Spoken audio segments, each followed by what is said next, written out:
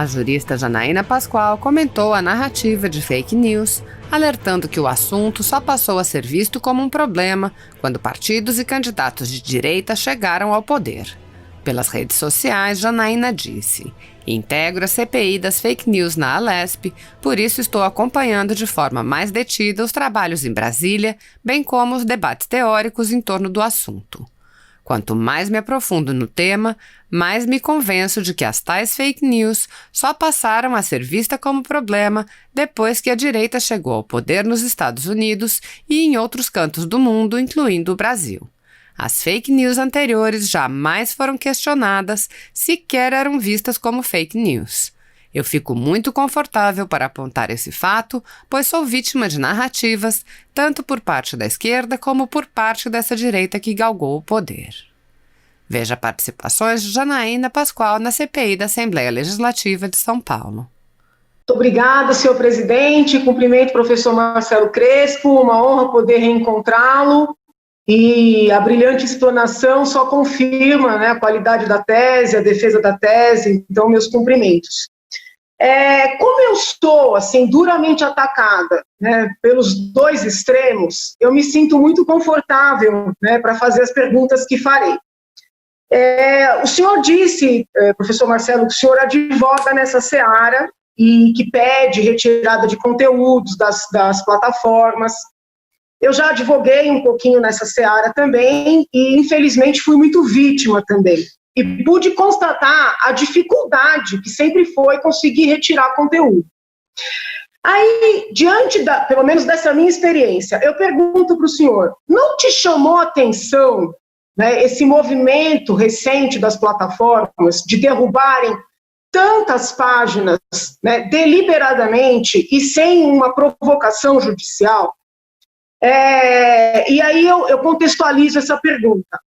Não parece que com a chegada de uma direita ao poder, né, nos Estados Unidos, no Brasil, em alguns outros países, o rigor dessas muitas plataformas esteja, vamos dizendo assim, se rebuscando, se refinando, se intensificando, né? Poderia haver aí um comportamento ideológico? Queria ouvi-lo a esse respeito. Da mesma forma, nós percebemos, né, durante os governos mais esquerdistas que houve no país até pouco tempo atrás, que muitos blogs e sites, né, receberam verbas públicas, ainda hoje solicitam depósitos, né, vou citar alguns aqui, TCM, Brasil 247, Socialista Morena, tem ali pedidos de depósitos, quem concorda, apoie esse site, esse blog, essa página. São sites, blogs e páginas que constroem narrativas, né? Não estou aqui dizendo se são verdadeiras ou falsas, constroem narrativas a partir da sua concepção ideológica, né? Infelizmente, no Brasil, existe a tradição das pessoas se apresentarem como neutras quando elas não são. Então, é muito claro ver essas narrativas, porque quando a Odebrecht delata, né, Tucano, aí a delação vale. Quando a Odebrecht delata petista, a delação não vale. E assim por diante. Qual é a questão aqui? O Supremo Tribunal Federal mandou prender uma série de pessoas, inclusive um jornalista, né, Oswaldo Eustáquio, que também constroem narrativas. No caso, narrativas na linha bolsonarista. Oswaldo Eustáquio, tal qual os jornalistas desses blogs, dessas páginas que eu listei aqui, ele pede ali contribuições, depósitos em dinheiro. E essa solicitação que ele faz, a gente pode achar bonito ou feio, ético ou não ético, isso não é crime, não é proibido. Mas essa solicitação vem sendo tratada como financiamento, né? Então, eu fico um pouco preocupada, porque a vida toda, os jornalistas de esquerda foram financiados ou com publicidade com verba pública ou com pedido de depósito, né? E nunca ninguém achou que isso era crime nem financiamento. Agora surgem poucas figuras de direita, né, muito à minha direita, vamos dizer assim, que usam os mesmos métodos, também constroem narrativas a partir da sua ideologia, e essas pessoas estão sendo não só tratadas como criminosas, estão sendo presas. Então, eu queria ouvir como é que a gente lida com essa realidade. Um outro ponto que eu gostaria de ouvir o senhor falar um pouquinho é esse problema da monetização.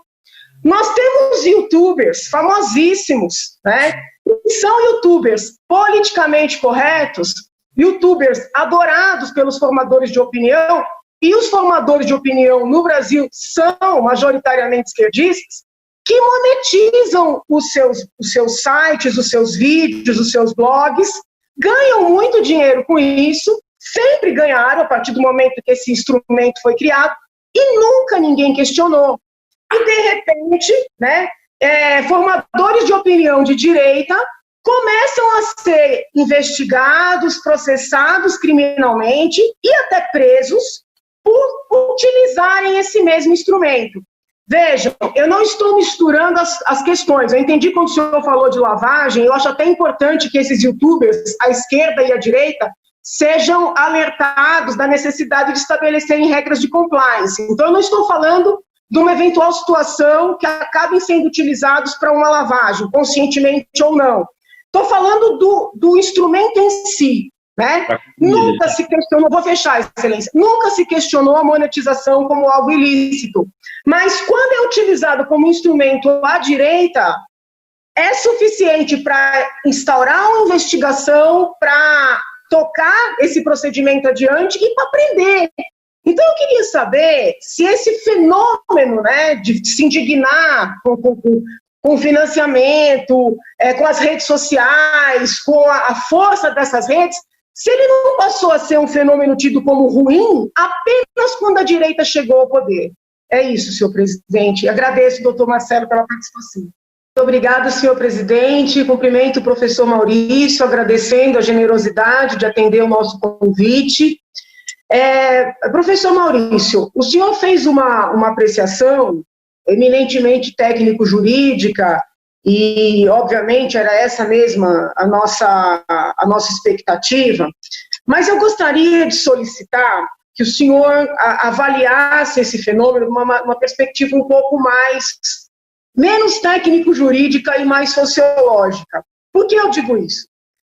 Porque nesses anos todos que eu me dediquei e dedico ao direito penal, um dos maiores desafios, né, que eu impus a mim como profissional, como professora, e que eu procurei impor aos meus alunos também, foi o de tratar os mesmos fatos de maneira equânime e não modificar esse tratamento de acordo com as pessoas envolvidas ou com as ideologias envolvidas.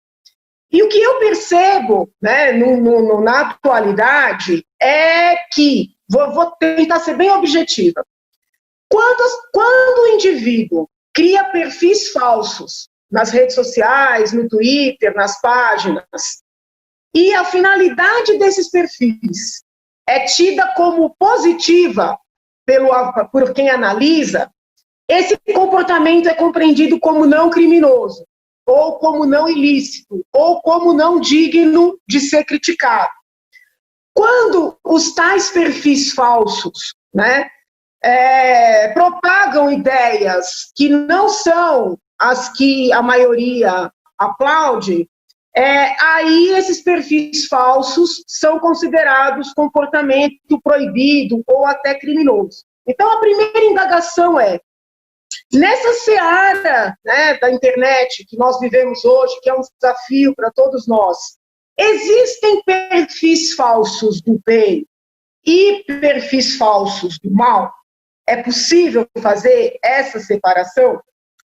Ainda no âmbito desse debate de fake news, e tratando especificamente do inquérito que tramita perante o Supremo Tribunal Federal, nós percebemos que vários parlamentares tiveram sigilo bancário quebrado, sigilo fiscal quebrado, e uma das acusações feitas a esses parlamentares é que eles contrataram empresas de publicidade para gerenciar as suas redes e para divulgar suas ideias e eventos com os quais eles concordam ou apoiam. Não existe uma proibição para essas contratações. E quando a gente vai olhar as prestações de contas de parlamentares de outras legendas, legendas que propagam ideologias contrárias à dos parlamentares investigados, nós constatamos que vários outros parlamentares de diversos outros partidos contratam empresas de publicidade, pagam, prestam contas, tudo certinho, como os que são investigados. Essas empresas divulgam os atos que os parlamentares apoiam, inclusive nas páginas pessoais dos sócios das empresas, e estes parlamentares que têm exatamente o mesmo comportamento são considerados parlamentares do bem, enquanto os investigados seriam parlamentares do mal. Então eu pergunto, as ideias propagadas, as ideias defendidas, elas são capazes de tornar o mesmo meio ilícito, né? Isso é um ponto também que para mim é muito caro, né? Isso tem me assustado terrivelmente, porque eu não consigo deixar de ver censura e perseguição quando existe uma diferença no tratamento dispensado em virtude das ideias defendidas. Então, primeira questão dos perfis, segunda questão das contratações para fins de publicidade. Terceiro ponto, que me parece muito importante, as charges e os memes, tá? Nós tivemos um debate mundial, que me parece extremamente saudável, na defesa do jornal Charlie Hebdo, que foi atacado por terroristas em virtude dos seus memes, que eram memes críticos, né, a um determinado grupo religioso. Eu confesso ao senhor, doutor, que eu não gosto dos memes do Charlie Hebdo. Tá? Eu realmente não gosto de memes que ridicularizem as religiões, não importam quais religiões, mas, obviamente, né, o fato de eu não gostar dos memes jamais faria com que eu apoiasse ou sequer, né, chegasse perto de justificar ataques a esses artistas, a esses jornalistas, a esses publicitários. Para concluir, deputada. É só um minutinho, eu peço um pouquinho só de... Ocorre o seguinte, muito do material que está sendo tratado como fake news na CPMI, no Congresso Nacional, e no inquérito do Supremo, na verdade são memes, né? E eu queria ouvir do senhor, que eu vejo que o senhor tem uma visão uma concepção bem formada do assunto, o senhor entende que tem que criminalizar, como é que o senhor diferencia charge de meme? Porque toda charge, ela é, por princípio, sarcástica, né? Ela ironiza, ela acaba ofendendo. Eu fui alvo de várias charges extremamente ofensivas. Lembro de uma que eu fui retratada, inclusive, nua, entendeu? De uma maneira extremamente agressiva, sexista, mas estava num jornal. Como é que se diferencia charge, e daí conteúdo artístico, né, material de jornalista, intocável, de meme? Né? Onde é que está o limite disso aí? E eu dou até um exemplo concreto. Recentemente foi instaurado um inquérito contra o ex-ministro da Educação, que eu acho que não foi um bom ministro, mas não é esse o debate, o Weintraub, porque ele publicou no seu Twitter, um meme ironizando o povo chinês. E, recentemente, o ministro da Justiça também pediu uma investigação de uma charge feita vinculando o presidente Bolsonaro com o nazismo. Intrigantemente, eu estou fechando, presidente, mais 2 minutos só, 1 minuto. Intrigantemente, houve uma cisão. O mesmo grupo, obviamente mais à esquerda, conseguiu ver crime no meme do ministro e liberdade de expressão na charge contra o presidente. E o outro grupo, a direita, viu crime na charge contra o presidente e liberdade de expressão do ministro. Né? Eu já digo ao senhor que eu vejo liberdade de expressão nos dois. Mas eu queria entender como falar em criminalização num contexto desse. E uma última indagação, que essa para mim é talvez a mais cara de todas, como estudiosa, né, estudante somos todos do direito penal, eu estou assim perplexa com a banalização do uso da Lei de Segurança Nacional nos últimos tempos. tá? Pessoas que dispararam rojões em frente ao Supremo foram presas como, vamos dizer assim, autoras de crimes contra a segurança nacional. Outras tantas pessoas sofreram buscas e apreensões porque criticaram ministros do Supremo Tribunal Federal e foram enquadradas na Lei de Segurança Nacional. Mais recentemente, né, o ministro do Supremo criticou as Forças Armadas, eu nem concordo com a crítica, mas criticou, e houve uma representação para ele ser enquadrado na Lei de Segurança Nacional. Nós somos... Janaína, só para concluir mesmo, por gentileza. Isso debate, até para saber, né, se essa lei foi recepcionada ou não pela Constituição.